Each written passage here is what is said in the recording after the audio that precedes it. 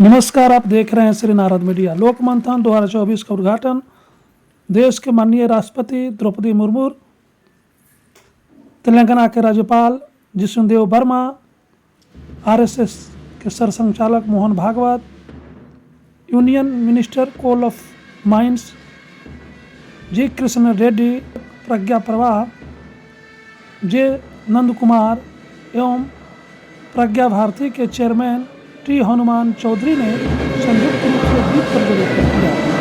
आइए देखते हैं इस मौके पर क्या कहते हैं माननीय राष्ट्रपति द्रौपदी मुर्मू।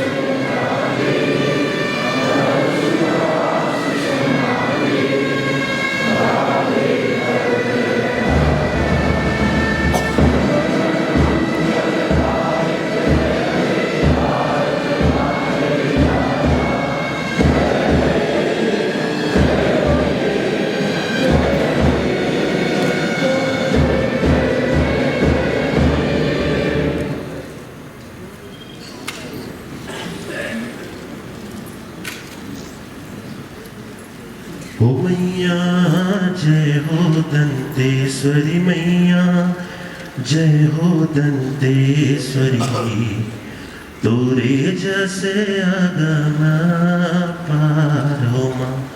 ओ मैया जय हो दंतेश्वरी मैया, जय हो दंतेश्वरी, तोरे जैसे आगमा पार हो माँ। तही हवस वो दुर्गा भवानी, तही हवस वो दुर्गा भवानी, तही हवस माँ काली हो, तही हवस माँ दुर्गा भवानी, तही हवस माँ काली हो, तही हवस मोर शारदा माई, तही हवस मोर शारदा माई। मंथन 2024 के कार्यक्रम में उपस्थित तेलंगाना के राज्यपाल श्री जिष्णुदेव वर्मा जी, केंद्रीय कोयला एवं खान मंत्री और लोक मंथन के अध्यक्ष श्री जी किशन रेड्डी जी, तेलंगाना सरकार के मंत्री श्रीमती डी अनुसुया सीता जी, राष्ट्रीय स्वयंसेवक संघों के सरसंघ चालक डॉक्टर मोहन भागवत जी, प्रज्ञा प्रवाह के अखिल भारतीय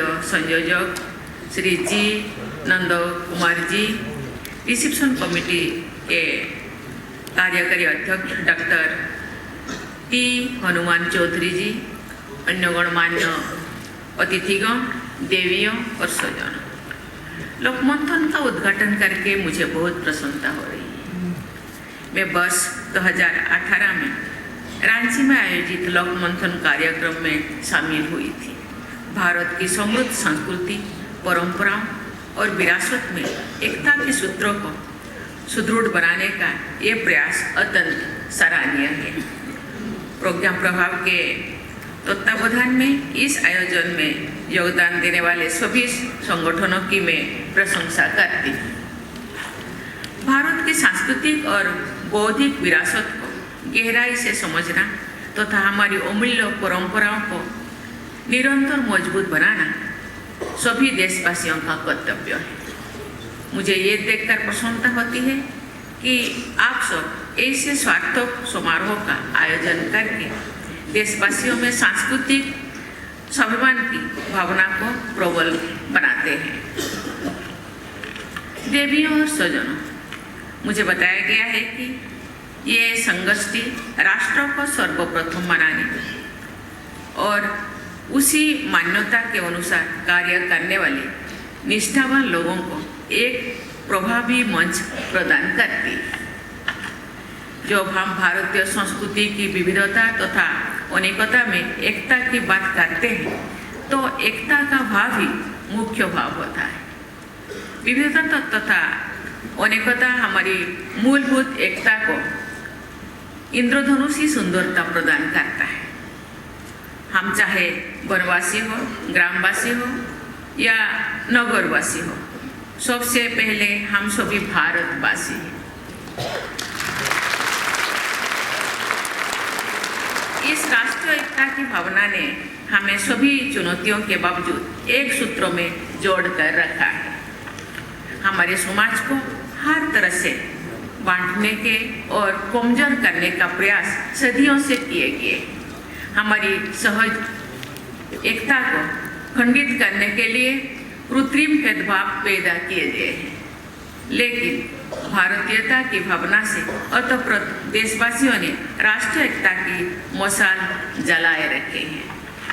हमारी मध्यकालीन संतों कवियों से लेकर ब्रिटिश हुकूमत के विरुद्ध स्वाधीनता संग्राम के दौरान उत्तर से दक्षिण तक और पूर्व से पश्चिम तक भारत को राष्ट्रीयता की भावना से जोड़ने वाले महाकवियों ने प्राचीन काल से चली आ रही भारत की भावनात्मक एकता को बजाय रखा और उसे आगे बढ़ाया।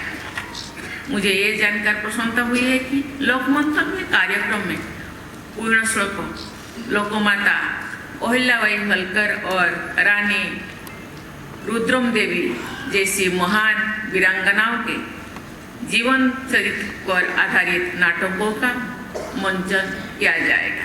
ये हमारे देश की ईश्वरीय परंपरा और नारी शक्ति को सम्मान प्रदान करने की हमारी सोच से देशवासियों को, विशेषकर युवाओं को प्रेरित करने का सराहनीय प्रयास है।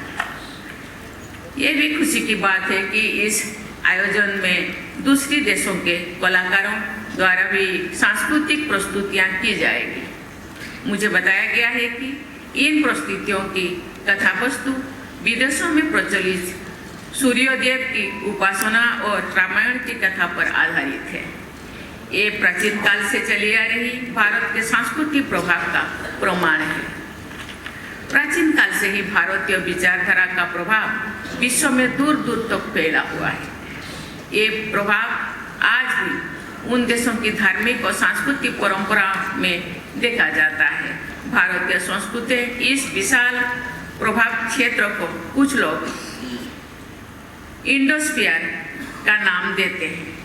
इंडोस्फीयर यानी विश्व का ऐसे क्षेत्र जहां भारत के जीवन मूल्यों और संस्कृति का प्रभुत्व था और आज भी दिखाई देता है। भारत के धार्मिक मान्यताएं, कला, संगीत, प्रौद्योगिकी, चिकित्सा पद्धति, भाषा और साहित्य दुनिया भर में सराहा जाते हैं। सबसे पहले भारतीय दर्शन पद्धतियों ने भी आदर्श जीवन मूल्यों का उपहार विश्व समुदाय को दिया था।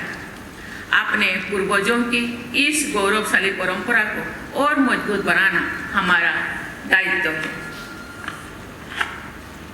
ये भी प्रसन्नता का बात है कि कई राज्यों के शिल्पकार इस आयोजन के दौरान अपनी कलाओं का प्रदर्शन करेंगे। इसी वर्ष दिसंबर में मुझे सिकंदराबाद में स्थित राष्ट्रपति निलय में भारतीय कला महोत्सव में भाग लेने का सुअवसर प्राप्त हुआ था। भारतीय कलाएं और कलाकार हमारी राष्ट्रीयता को सुंदर स्वरूप प्रदान करते हैं। देवियों और सजनों, सदियों तक विदेशी ताकतों ने भारत पर शासन किया। उन साम्राज्यवादी एवं उपनिवेशवादी शक्तियों ने भारत का आर्थिक दोहन तो किया ही है, हमारे सामाजिक ताने बाने को भी छिन्न भिन्न करने का प्रयास किया। हमारी संबंध बौद्धिक परंपरा के प्रति हेय दृष्टि रखने वाले शासकों ने हमारी देशवासियों में सांस्कृतिक हीन भावना का संचार किया। ऐसी परंपराओं को हम पर थोपा गया जो हमारी एकता के लिए हीनकारक थी। सदियों की पराधीनता के कारण हमारे देशवासी गुलामी की मानसिकता का शिकार हो गए हैं। भारत को पुनः श्रेष्ठतम राष्ट्र बनाने के लिए देशवासियों की मानसिकता को एकता और श्रेष्ठता के सूत्रों में पिरोना हम लोगों का कर्तव्य है। इस बार लोकमंथन की विषय है लोक अवलोकन है। इसमें लोक विचार, लोक व्यवहार और लोक व्यवस्था के 3 महत्वपूर्ण आयामों पर विचार विमर्श किया जाएगा। इस सुविचारित विषय प्रवाह की मैं सराहना करती हूँ। मेरे विचार से एक विकसित राष्ट्र के निर्माण के लिए सभी देशवासियों में राष्ट्र को सर्वोपरि मानने की भावना का संचार करना अनिवार्य है। लोकमंथन द्वारा सभी भावना का संचार किया जा रहा है। ये विकसित भारत के निर्माण की दिशा में अत्यंत सराहनीय कदम है। राष्ट्र गौरव की भावना तथा राष्ट्र को सर्वोपरि समझकर आगे बढ़ने की चेतना एक दूसरे से जुड़े हुए हैं। पिछले कुछ वर्षों के दौरान देश में गुलामी की मानसिकता से मुक्त होने के अनेक उदाहरण प्रस्तुत किए गए हैं। 19वीं सदी के कानूनी को जगह भारतीय नागरिक सुरक्षा संहिता, भारतीय न्याय संहिता और भारतीय साक्ष्य अधिनियम लागू किए गए हैं।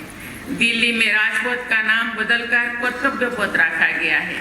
राष्ट्रपति भवन में दरबार हॉल का नाम बदलकर गणतंत्र मंडप रखा गया है। ये नामकरण हमारे देश में लोकतंत्र की प्राचीन परंपरा के अनुरूप है। हाल ही में उच्चतम न्यायालय में लेडी जस्टिस की नई प्रतिमा का अनावरण किया गया है, जिसकी आंखों पर पट्टी नहीं बांधी हुई। ऐसे सभी परिवर्तन औपनिवेशिक मानसिकता के उन्मूलन की सराहनीय उदाहरण है।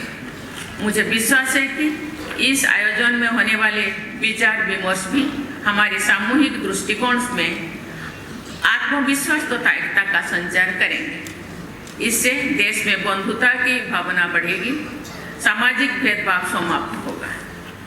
देशवासी ये समझ पाएंगे कि समरसता हमेशा हमारी सभ्यता का आधार रही है।